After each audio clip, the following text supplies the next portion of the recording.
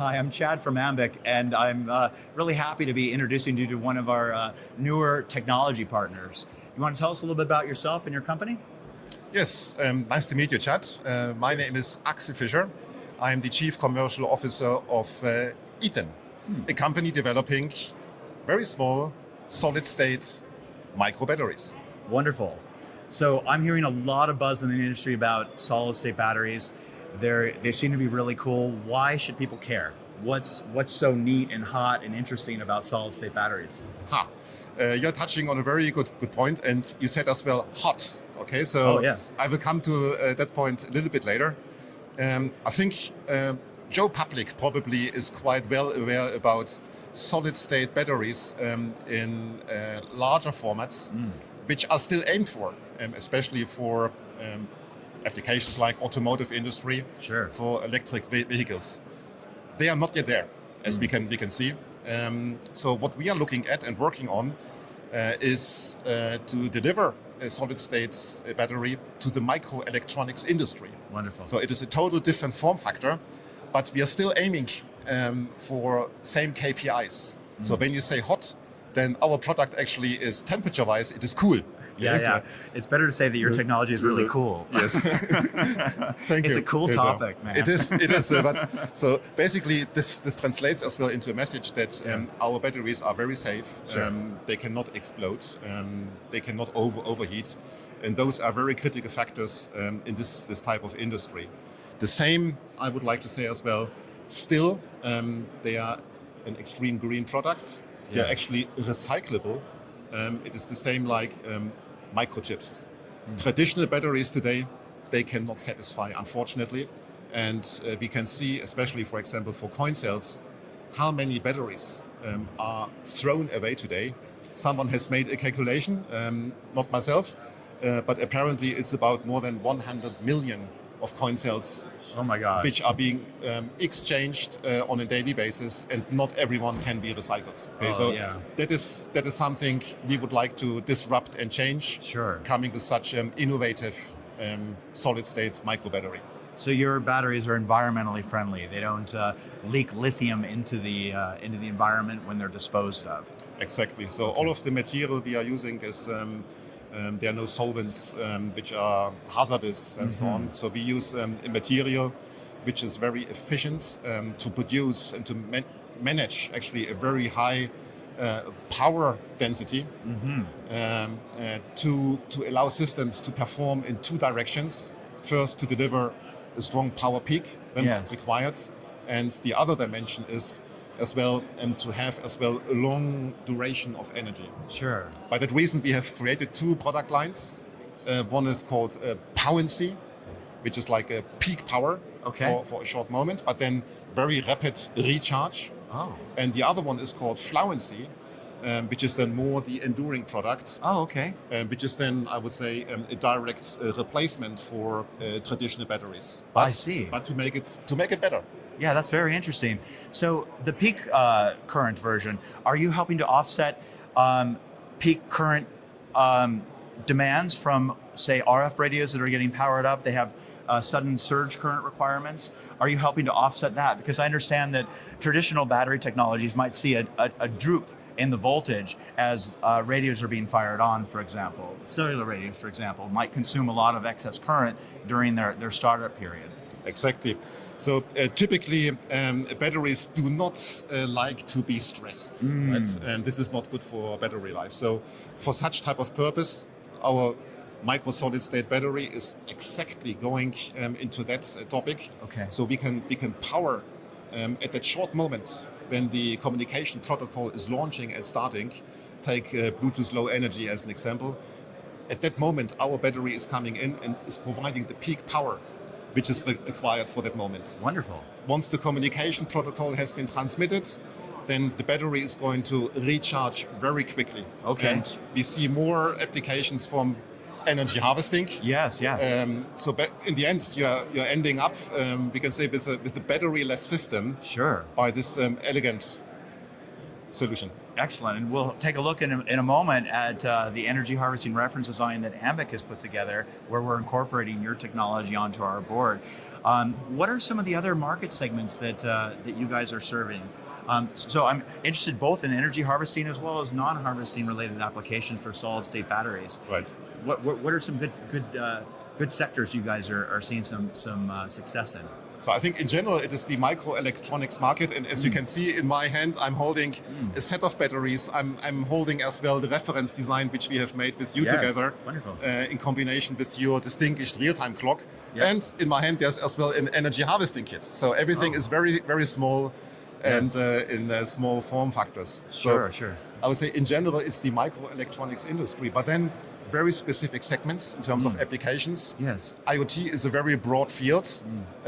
Already when we think about the different kind of RF standards which exist, BLE, Zigbee, NFC, cellular connectivity, LoRa and so on, and those have different requirements in terms of power support. So therefore we have a range of products to satisfy this. Oh, wonderful. IoT, we can say in that direction, but then as well the application, for example, in smart home, smart industry, and as our batteries are becoming more and more powerful in terms of capacity, then we are more and more utilized as well in applications for consumer.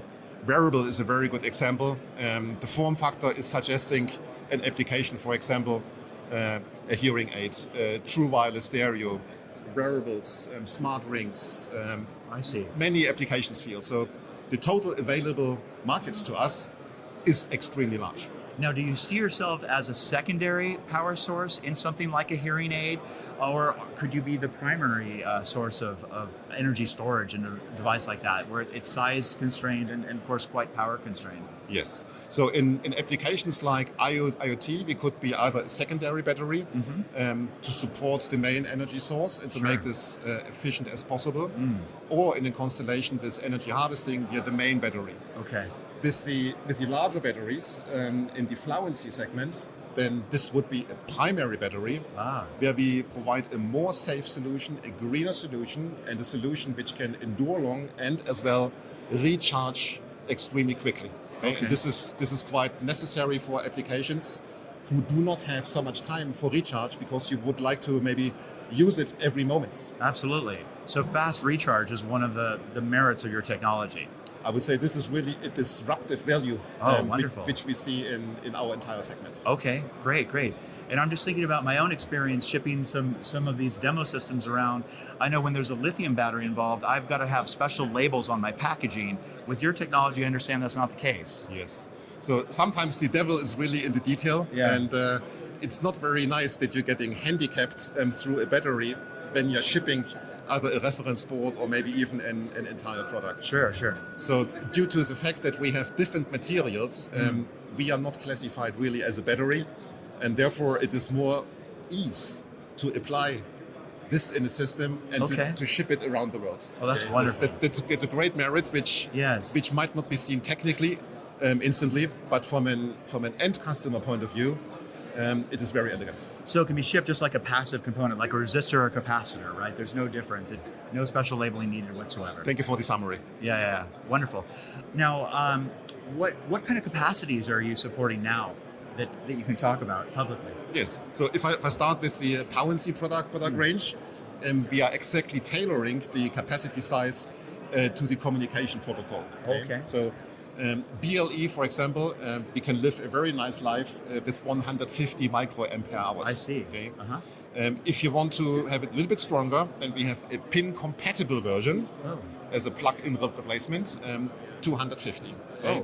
And then we are increasing in steps like 500, 1,500. So we're coming then already to the milliamp hour range. So this is the Powency.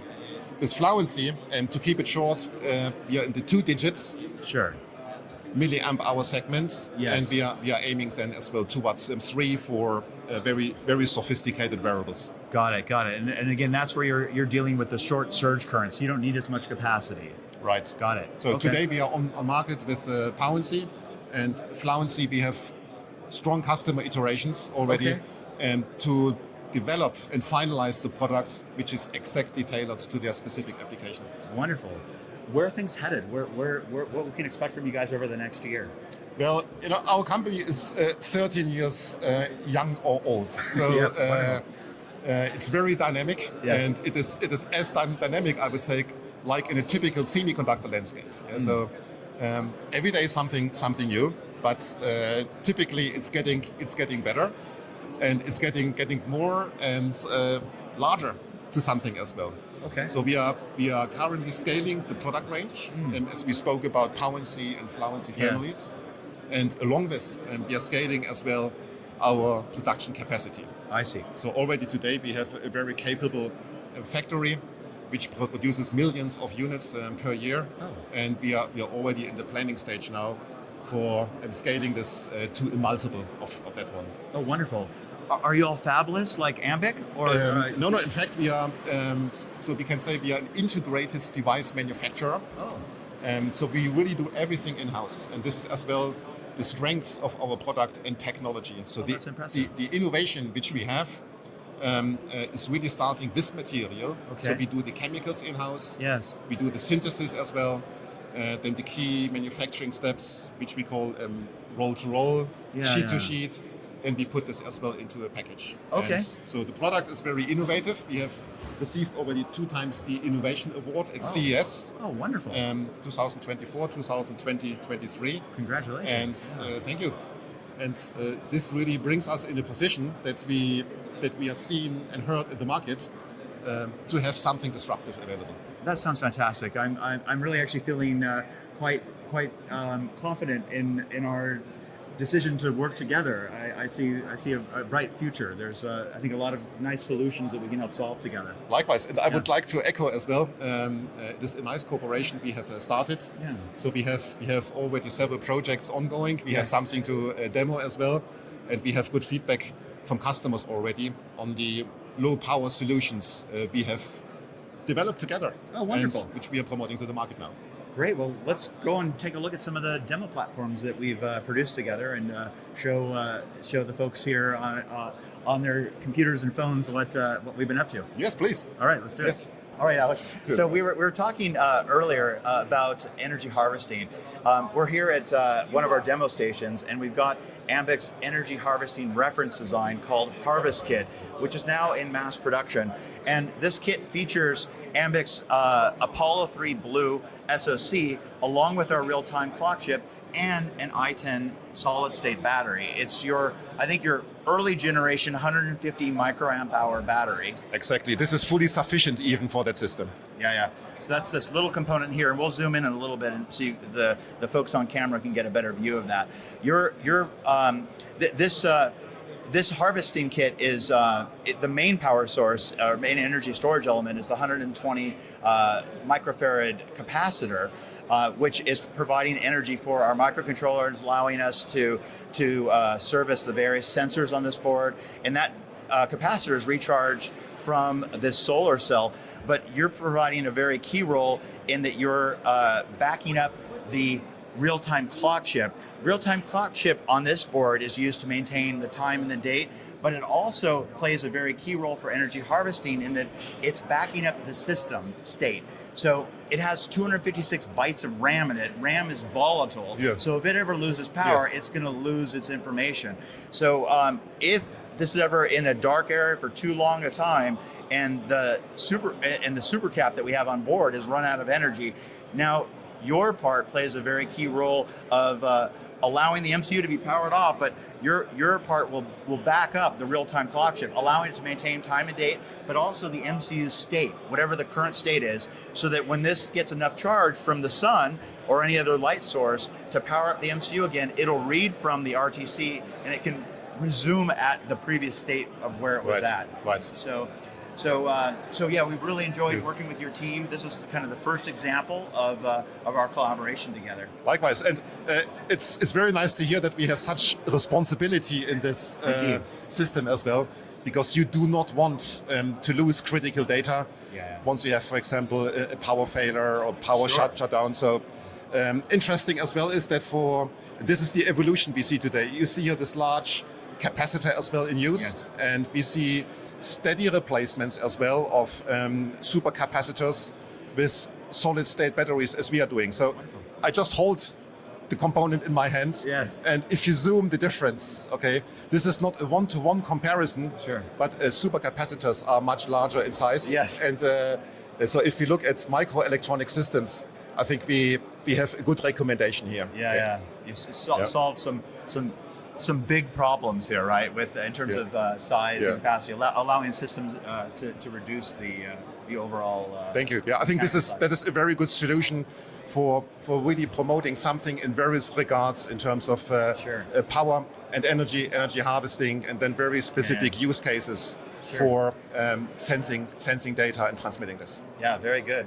One other use case that we could use that backup RAM in our real-time clock chip, we can store the last sensor data in case you're maybe monitoring critical infrastructure like a bridge or a highway or a rail system, and you need to know what the last sensor reading was before you ran out of system power. You could store that last sensor read into the real-time clock chip. Maybe you don't have energy to power up the radio in the system and send it out to the cloud, but you can back it up locally so that when you do have enough energy again to power up the micro, it can read from the real-time clock chip. And thanks to your part, it's now that RAM has been preserved and you're able to get the last sensor state and send the last sensor data up off to the cloud. Exactly. So it's a part of a security system, we can say, in conjunction with the total architecture. Adding a lot of safety, reliability, robustness to platforms. Right. Cool. Very good. Thank you. Well, let's talk about the next platform that we did together. Okay. So it is a little bit smaller. Okay. The reason is not that it is something which is better than the other one we have looked at, but this is a solution we have worked very, very closely together. This is a so-called clickboard, which is quite prominent in the industry. And here we are. Thank you for adding that one, microE. And this is a very low power solution, which is working in conjunction with your distinguished real-time clock. Sure. And again, our micro solid state battery from the Power&C product range. Okay. Real-time clocks, as you probably know much better, as this is one of your core businesses, the application field is so large in the industry. Almost any kind of electronic device would like to have this kind of a backup. And now we can make it smaller, okay? And we can make it even lower power thanks to this elegant solution. So this is now available, and we appreciate the continuity in our partnership. Great. Yeah, I think in the microE Click ecosystem, there's something like 1,700 modules. It's this massive ecosystem. They have many different real-time clock solutions. Nothing is anywhere near as low power as our real-time clock, so that's a first for Ambiq to be part of that ecosystem.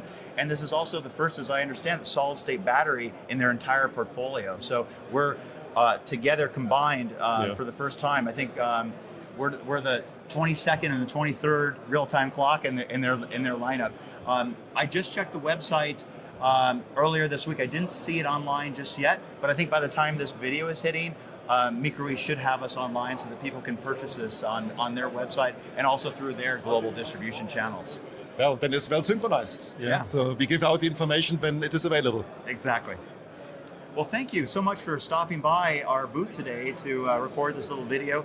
I found it really highly informative. I hope that our viewers do as well. I learned a lot from this discussion. Likewise, unfortunately, we have a time limit, right? So, but I think even when we switch off now, then I will enjoy further talk and definitely as well further collaboration in various respects. Wonderful. Well, thanks so much, Axel. Thank you. Cheers. Cheers.